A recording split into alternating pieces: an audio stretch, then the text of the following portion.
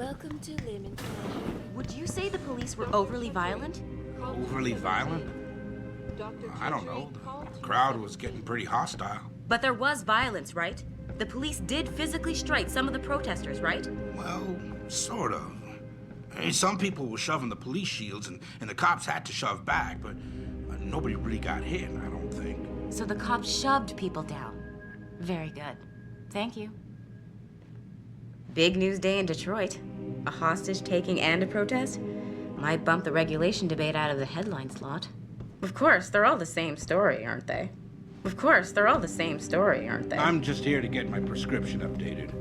Ran out of neuropozyne last week. Thought I could just order up a refill, but I have to see a doctor first. Maybe one day they'll find a way to prevent implant rejections once and for all. Have you had a lot of work done here in Detroit? This is the first time I've actually had the guts to walk in the door.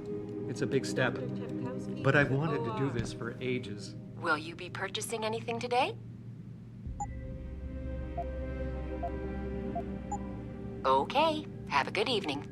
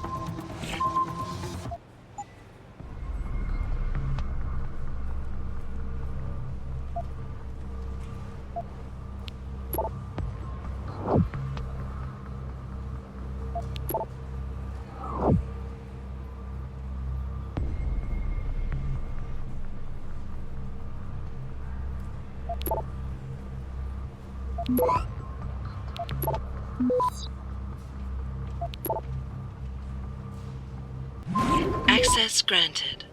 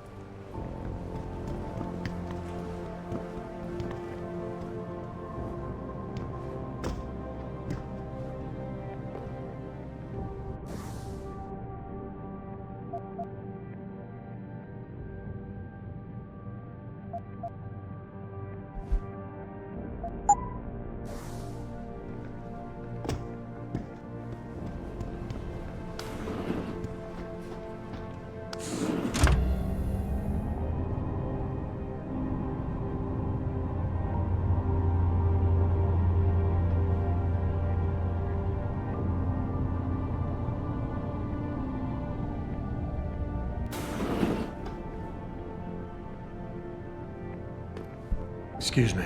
Mr. Jensen, isn't it? Sir, you have that charity dinner? In a moment, Isaiah.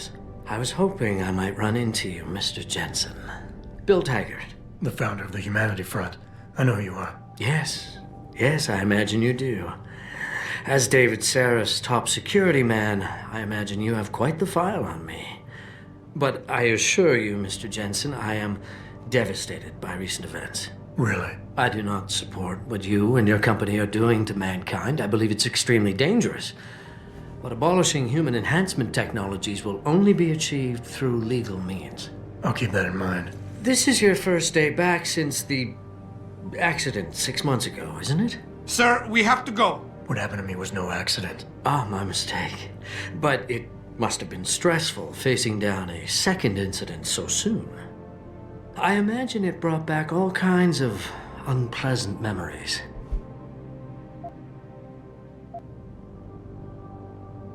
I appreciate your concern, Mr. Taggart, but it was nothing I couldn't handle. I'm a psychologist, Mr. Jensen. I know when a man is hiding behind words. The flesh may heal, but the mind is not always so resilient. You might want to keep that in mind. Now, if you'll be so kind as to excuse me.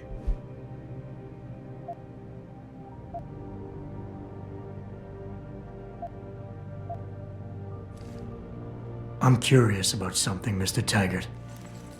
What is it you hope to accomplish by coming here tonight? I would think that would be obvious. Your company has been viciously targeted. The violence and bloodshed that's occurred, it must be stopped. But I'm afraid it won't be until men of wisdom and understanding come to an agreement. About what? About the future, Mr. Jensen. This enhancement technology threatens to change the course of human evolution, to redefine what it even means to be human. You think governments can afford to let that go unregulated? You can't stop progress, Mr. Taggart. Perhaps not. But neither can we afford to sit by and watch it happen on its own.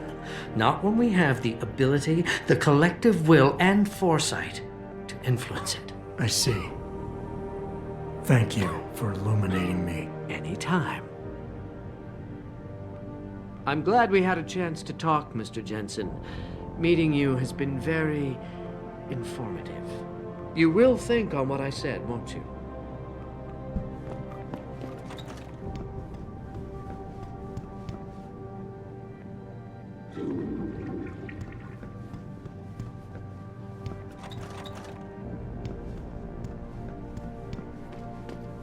Just doing my job here, sir. I'm sure you can appreciate that. And most of your people have been kind enough to give us a wide berth, so let's keep the hassle to a minimum. And most of your people have been kind enough to give us a wide berth, so let's keep the hassle to a Real minimum. shame what happened at your factory tonight. My condolences. We'll be out of here shortly. Then you can all relax. We'll be out of here shortly. Then you can all relax. You're Taggart's aide, aren't you? Dr. Isaiah Sandoval, isn't it? No need to play ignorant, Mr. Jensen. I am quite sure you have a file on me that's as thick as the one you have on Mr. Taggart. You're an outspoken activist in your own right, Dr. Sandoval. When you have seen the things that I have, you find you have no choice but to stand up and be counted. Frankly, I am surprised an ex-cop like yourself isn't more disturbed by the dangers of this technology. Augmentations help a lot of people, Doc. Handicapped, war vets. Yes, but at what cost? My own friend had his life ruined by these so-called enhancements of yours. A man much like you who had no choice but to become augmented. Yet once he was... Too much power can make you do terrible things, Mr. Jensen. I suggest you think long and hard on that. I'd like to hear more about your friend, Dr. Sandoval. What exactly did he do? Nothing. Was he injured in the Gulf? He went on a rampage in a shopping mall, if you must know, hoping to be gunned down by the police, rather than face a lifetime battling augmentation addiction. He was addicted to augments? They don't talk about it in those corporate brochures of yours, do they? Neuroposine dependency, rejection psychosis, any number of physical and psychological ills have resulted from this technology, and yet we rarely hear a word about them. I'm sure the literature is out there. No thanks to the throng of corporate lawyers attempting to stop it. Your friend, did he succeed? Did he suicide by cop? No. Bill Taggart talked him down. I am sure you are very busy, Mr. Jensen, as are Mr. Taggart and I. I trust you will think on what I have said. Athena, you've been at this company a long time. I hope that's not a comment about my age, Adam. No. But I know nothing gets by you. If Sarif had done something that could compromise us... Mr. Sarif has only the best interests of this company in mind, Adam. I'm not questioning that. Aren't you? I've been here since the beginning. I've seen how he built this up from nothing. He cares for his people. He truly believes what we're doing is important, and he would never do anything to jeopardize it. I shouldn't have brought it up. No, you shouldn't have. Now, if you'll excuse me, I'm busy. You better get in there, Adam. David's been waiting. Try not to get him upset. This whole situation is really weighing on him.